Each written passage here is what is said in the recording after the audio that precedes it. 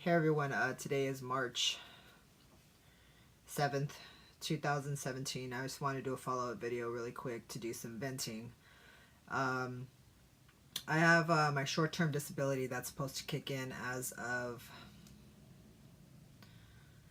Sunday. And I got a letter last week saying that they needed more information in order to approve it. And my doctor submitted the information that they needed.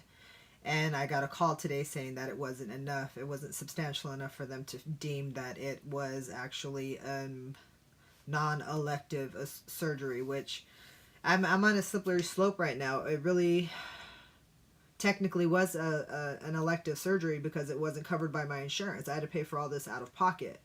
So we're talking 10 grand cash that I've paid for this surgery, and I didn't make a big deal about it. Okay, I'm not going to do a lawsuit because of discrimination under, the HIPAA law or the American Disability Protection that everybody has. But for some reason, now short-term disability is going to take it a step further and not only have me exhaust all of my personal time off, but not pay me for the remaining time that I'm off, which is going to be another 9 weeks. So that's 9 weeks without pay, potentially. And because I have to wait for my documentation of driver's license, social security, birth certificate, I have to wait for all this stuff to come in, and it's all catch-22. I can't do one without another. So I'm on a waiting game. So potentially I'm going to be without pay for 3 months, which I'm fine financially. That's not the point. The point is that I pay for this insurance, and I have with this company for almost 11 years, and the one time I need to use it, they're using this explicit exclusion against me as soon as they possibly can. So I've gone to some of my meetings, and there are guys there that say they're going to sue their company for having discrimination issues. And when I was sitting there listening to them, I wasn't sympathetic to them because I was like, well, it kind of comes with the territory. We're not that far advanced where people are accepting this, where people are going to say, okay, sure. Granted, I'm never going to use the prenatal, I'm pregnant, leave to have a child that I'm paying for. So that's okay though, all right? But I pay for my insurance, but when I need it, and now it leaves me wondering my gender. I'm going to need medical attention in regards to being male, and are they going to decline it because my driver's license says female, but my birth certificate says, female. Excuse me, my driver's license is going to say male. It's like I can't win, and I'm really frustrated right now because I'm literally feeling like I'm making so much progress personally, and I'm very, very happy with this decision, but politically everything is just light years behind us, and I feel bad for saying that because I know that there are trailblazers of transgendered people that have done so much to get us where we are, and yet we're still in 2017, and we have these people that are so political that they're not allowing us to have the coverage that we need. It's like I watch these old people's cell phone coverages, and they're like, why pay for more than what you need? How about making a plan that works for you? Well, how about making a plan that works for me? I'm never going to use one where I get pregnant and I'm going to need to have my short-term disability covered because I'm going to be breastfeeding a child for 3 months. I'm not going to need it. So I'm paying for that, and I'm never going to need it. But you know what? I am going to need it because I'm going through my top surgery. I'm recovering from surgery, and I can't be in a smoke-induced, smog-filled. I got an argument with the lady that called. I'm like, do you understand where I work? You guys have a contract through Casino Arizona, who is a casino, and it's a smoking environment. Well, it might be an elective procedure. Well, what does that matter? The point is that I am unable to go to work because the environment is going to be detrimental to me healing. Well, I understand that, but we need more documentation. More documentation for what? The thing that they want me to say is that I had a double mastectomy due to cancer. That's what they want me to say. That's what they want my doctors to say. And that can't be said because it's not true.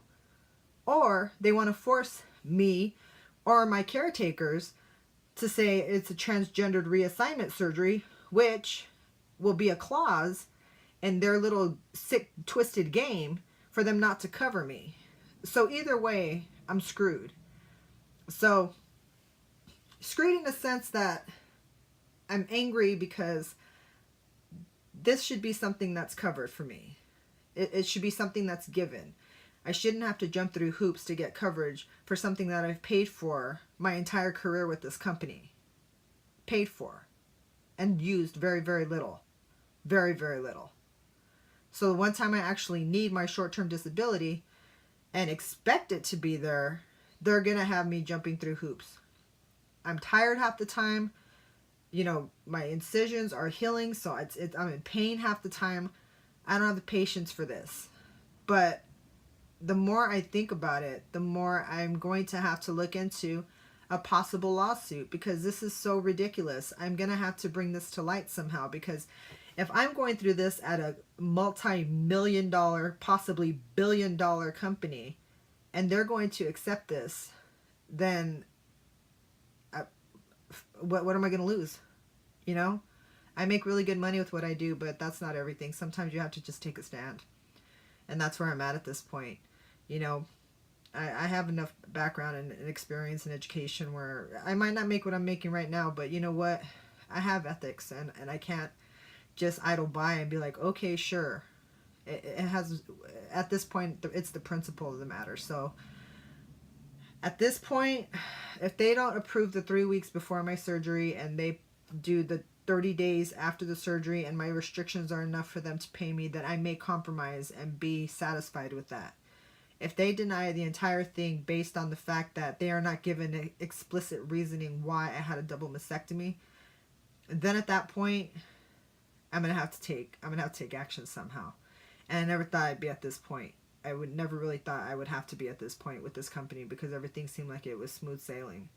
So I'm really at a loss. If anybody has any suggestions, I know I have about maybe 8 followers. If any of you have any suggestions as to what it is I should do, right now I'm going to get on my laptop and I'm going to do some Googling, and I'm going to find out exactly what it is I can do, if there is anything I can do, because I can't turn back now. I wouldn't, even if I could. This is something that I completely believe in. It was completely the right move for me.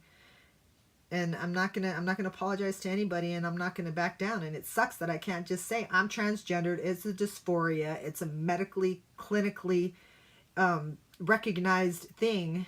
But we live in Arizona, so Arizona is like one of the slowest advanced states there is in all 50 states. There's some that are so far advanced, and then there's us. And we're the last ones to tag along with anything, and it's frustrating. So thanks for letting me vent. And like I said, if any of you guys have any suggestions at all, please let me know, because at this point I'm at a loss for words. So amazing, just amazing. So hope everyone has a good night. I'm doing well. I just took some medicine. Back is tightening up. My chest is tightening up. I know I look fat in this, but I still have a little bit of undergarments that are protecting things, but it's all coming along pretty well. So I'll talk to you guys later. I'll keep you updated as to what happens, but I have a feeling they're going to push me further than even I expected it to go, and it's going to have to get ugly before it gets better. So we'll see. Have a good night.